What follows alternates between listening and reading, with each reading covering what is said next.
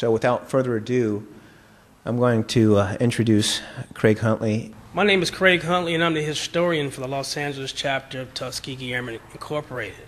I'm honored to be here to give you this lecture and to show you this slideshow. Okay, the slideshow consists of photographs from my personal collection, as well as some rare Kodachrome slides that I received from my uncle, Lieutenant Colonel Bill Holloman. Without him taking these slides, I wouldn't be able to present some of these slides to you today. Just to give you a little background about myself, I was born and raised here in the Southland. I grew up right up under 2-5 left, 2-5 right. I grew up watching DC-6s, DC-7s, 727s, 707s, and DC-3s coming in and out of LAX. I'm an airplane nut, and I'm a warbird nerd. Okay, what can I say? Brad alluded to the fact that I have an uncle. It was actually my father's eldest living brother. He's an original Tuskegee Airman.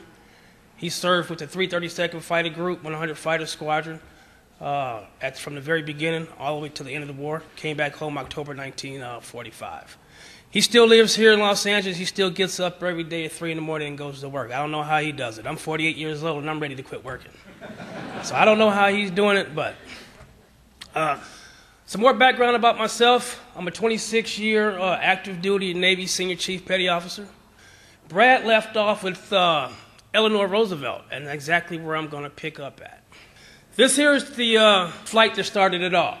What you see here is Chief Anderson in the cockpit, who was the chief flight instructor at Tuskegee Institute at the time, the CPT program, and Lewis Jackson, who was the overall director of training. Eleanor flew for about an hour. That's a J-3 Piper Club. They took off out of Moulton Field.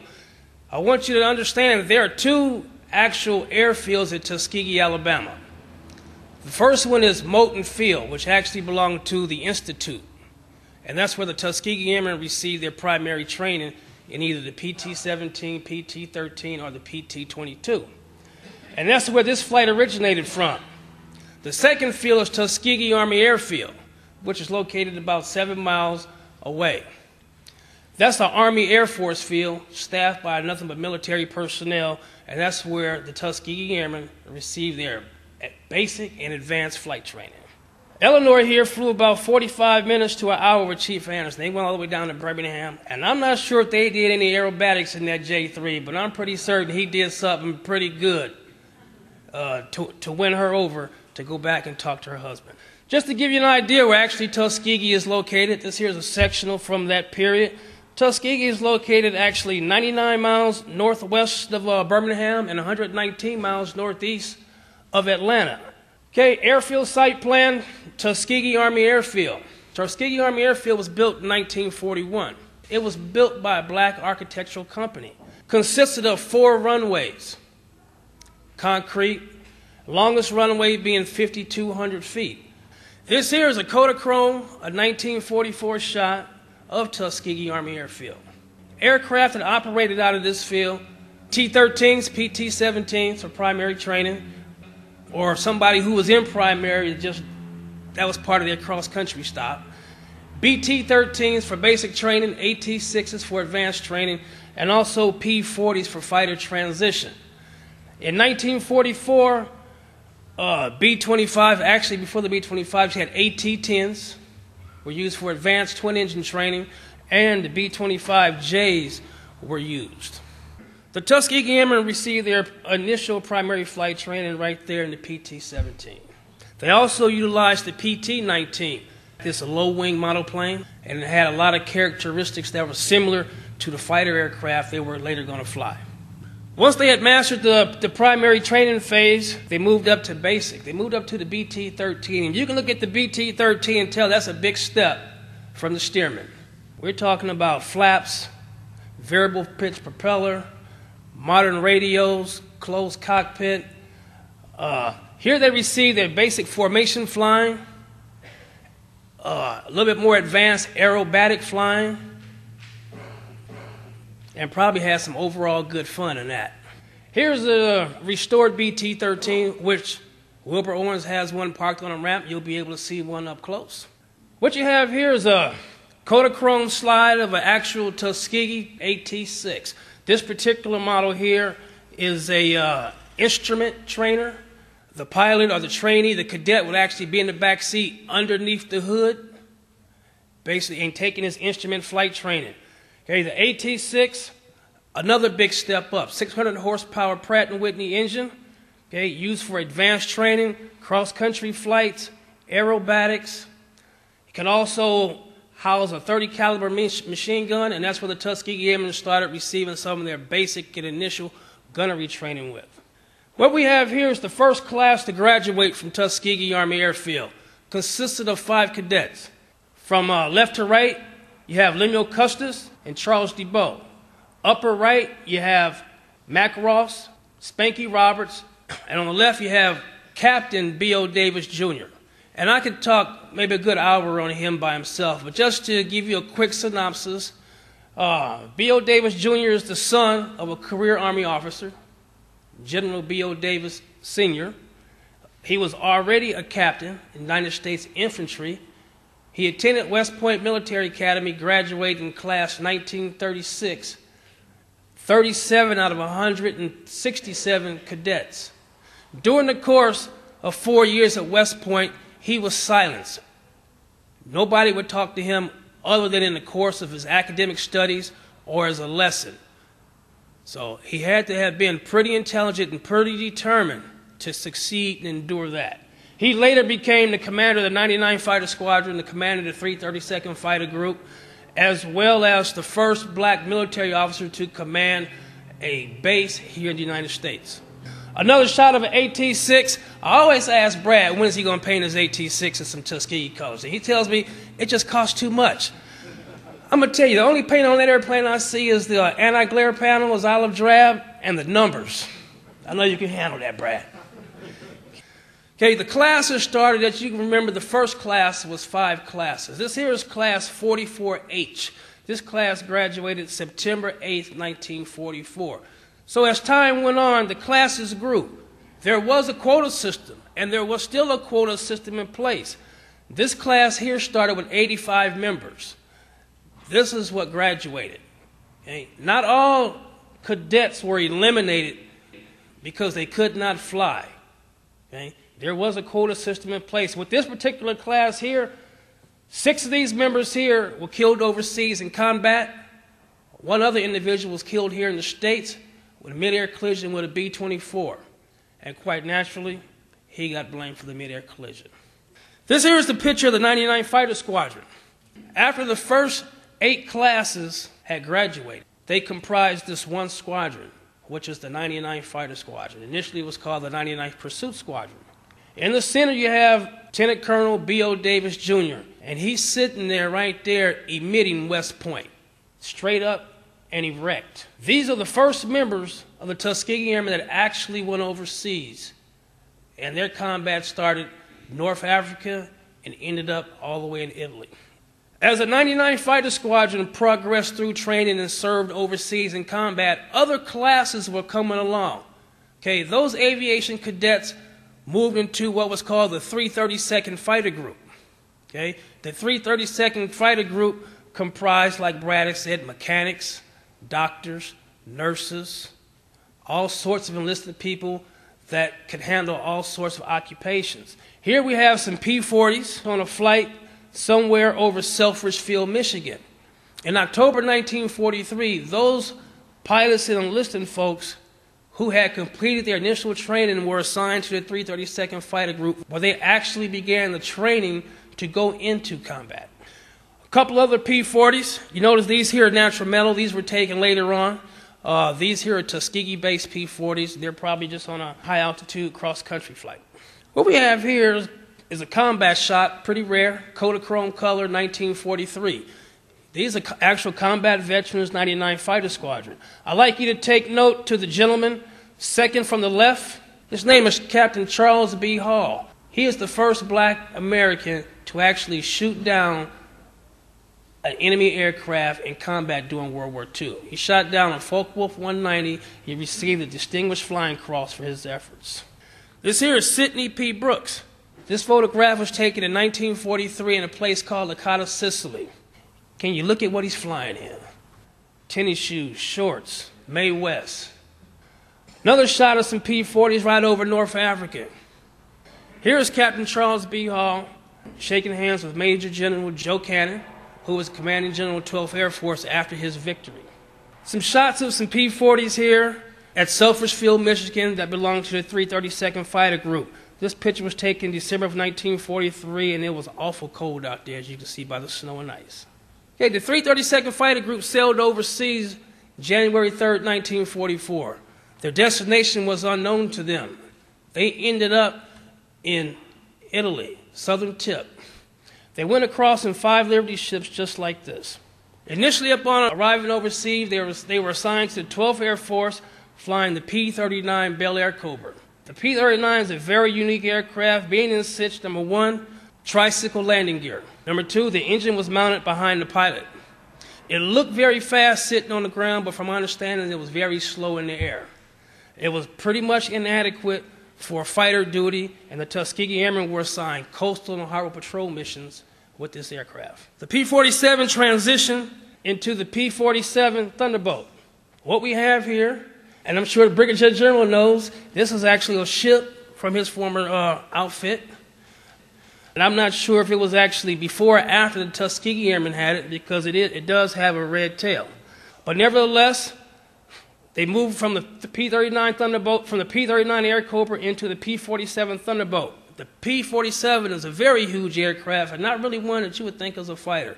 Has 850 caliber machine guns, and of note, the Tuskegee Airmen sunk a German destroyer while flying one of these type of aircraft with nothing but machine gun fire. This here is a painting depicting the sinking of the destroyer in Trieste Harbor on June 25th, 1944.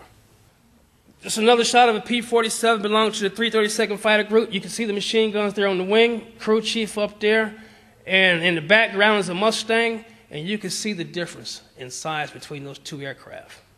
On the Tuskegee Airmen's second mission with the 332nd overseas with the 15th Air Force, Major Lee Rayford was wounded.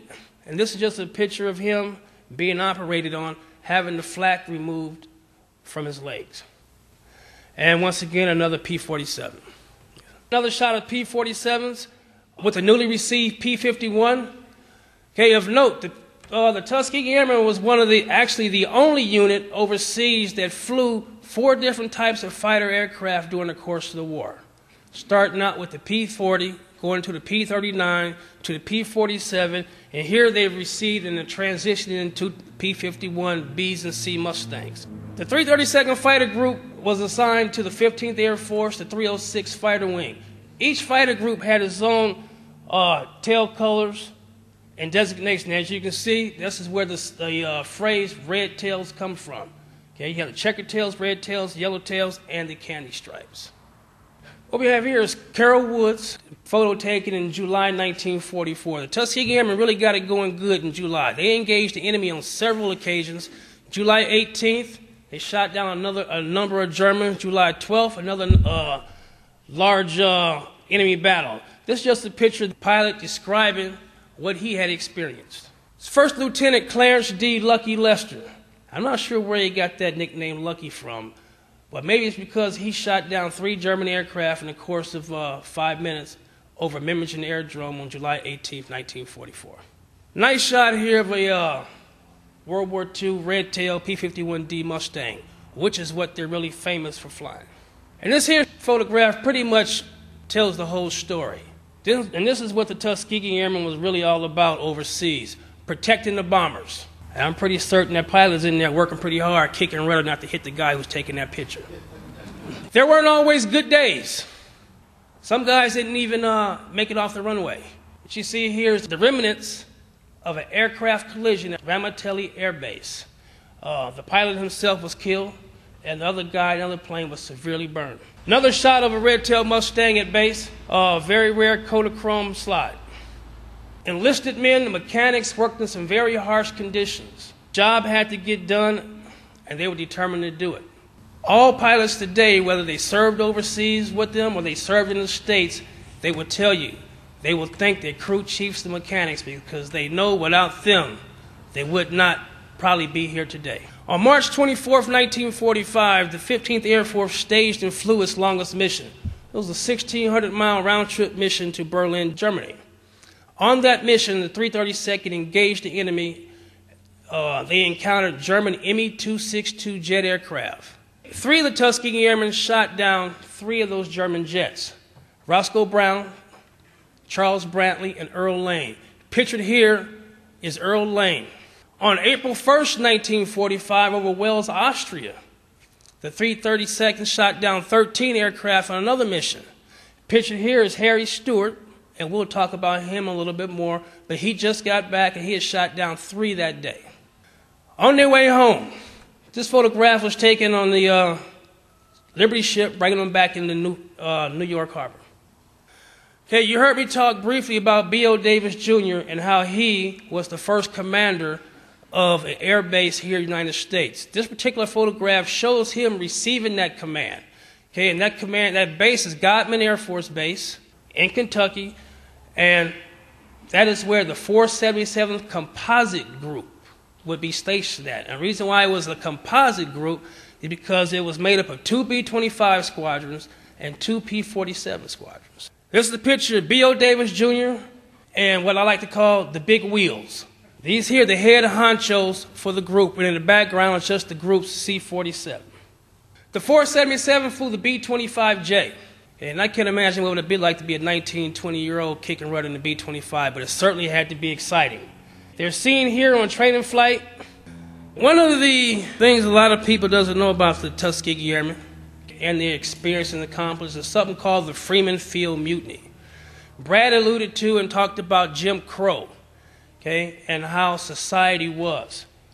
Well, there was our Army Regulation 85-2 that stated that no recreational facilities would be segregated on any Army, Air Force, and military installation. Well, 162 officers of the 477 decided to challenge that because one commander wanted to segregate the facilities. He wanted a certain club for the blacks, certain club for the white officers. When in a sense, they knew that was illegal. So they staged basically a mutiny. Okay, they were ordered not to go to the clubs. They were ordered to only go to the black clubs. They went to the white clubs in groups of 2s, 3s, 4s, and 5s, and ultimately were arrested. This is a photograph of those officers, 162 in total, that were arrested. They were held for court-martial and trial. The penalties for disobeying a lawful order in time of war was death. Where they were arrested at and where they were gathered up and fenced in with armed guards on that same base were German POWs and Italian POWs that were not guarded, had freedoms that they didn't even have. Okay, once again, the Tuskegee Airmen just weren't made up of the pilots. You had the enlisted men, and they had training too, and they took their training seriously. Here you see one disassembling or assembling a 50 caliber machine gun blindfolded. And once again, this is the Tuskegee base, B-25, right there at Tuskegee. Right in the background, you see the little planes with the red tails. Those are AT-10s. In 20-minute advanced training, they flew the little AT-10s and moved right on up to the B-25. It's a typical B-25 crew. Consists of a pilot, co-pilot, a dual-rated navigator bombardier, radio operator, tail gunner, and a waist gunner. And what can I say? Fighter pilots will be fighter pilots. I just had to throw that one in, okay? In 1947, the 477th Bomb Group, or Composite Group, was deactivated, and the 332nd Fighter Wing was reactivated, okay? And it was reactivated flying the P-47N, okay? Now, what's significant about that in itself is that the Air National Guard units were flying P-51 Mustangs. Yet you have an active fighter wing flying pretty much obsolete aircraft. P-47N Thunderbolt out of Lockbourne Army Air Base. It's Captain Walter Downs. Picture him taken at Lockbourne, 1948. What are the Tuskegee Airmen? Tuskegee Airmen is any man or woman black or white, that served in any capacity in any unit stemming from the Tuskegee experience. A lot of folks don't know that. Photograph P-47N, Lockburn, Army Air Base, 1948.